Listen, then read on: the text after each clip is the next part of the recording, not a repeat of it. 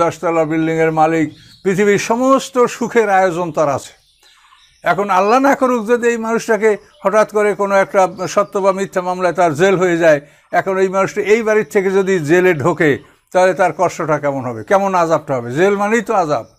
তো আল্লাহ তো বলেই দিয়েছেন যে যা একদল মানুষ সিজজিনে থাকবে। তো একটা মানুষ মৃত্যুর পর যদি জেলখানায় থাকে তো এটাই তো কবর আযাব। কবর আযাব আলাদা খুঁজতে হবে কেন বলেন? কবর আযাব আপনি আলাদা খুঁজবেন কেন? একটা মানুষের জেল হইলে 10 বছর 20 বছর কোথায় রাখে? জেলখানায় রাখে। তো দুনিয়ার জেলখানাটা শাস্তির জায়গা না? তো আল্লাহ বলছেন যে তাকে রাখা হবে সিজজিনে। ইন্না কেতাব আল ফুজ্জারে লাফি সিজজিন, যে ফুজ্জারদের কেতাব মানে তাদের দফতর, তাদের মানে আমল এবং তাদের রুহু নফস এগুলো সব সিজজিনে থাকবে। তো সিজজিন মানে তো জেলখানা, তাহলে তাদেরকে রাখা হবে জেলখানায়। তা আবার কবর আযাবের জন্য আলাদা চিন্তা কেন করতে হবে বলেন? জেলখানায় রাখায় মানেই তো তারপরে জেলখানায় যারা থাকে তারা কি সবাই সমানভাবে থাকে? আপনি দুনিয়ার দিক তাকান তাহলে আখারা বুঝবেন।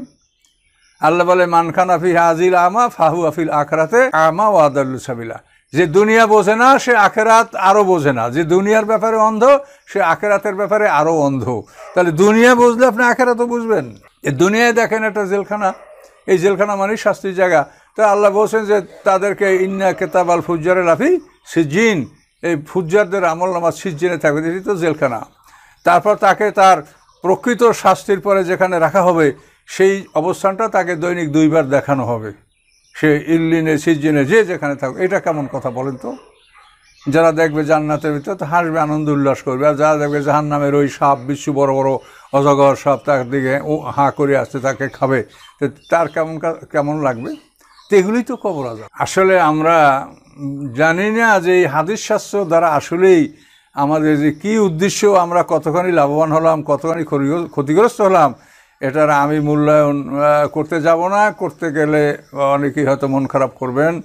তবে আল্লাহ রসুল যে হাদিস লিখতে বারণ করছেন এটা তো এক জায়গায় না, এটা অন্তত 8টা 10টা গ্রন্থে আসে যে আল্লাহ রসুল হাদিস লিখতে নিষেধ করছেন।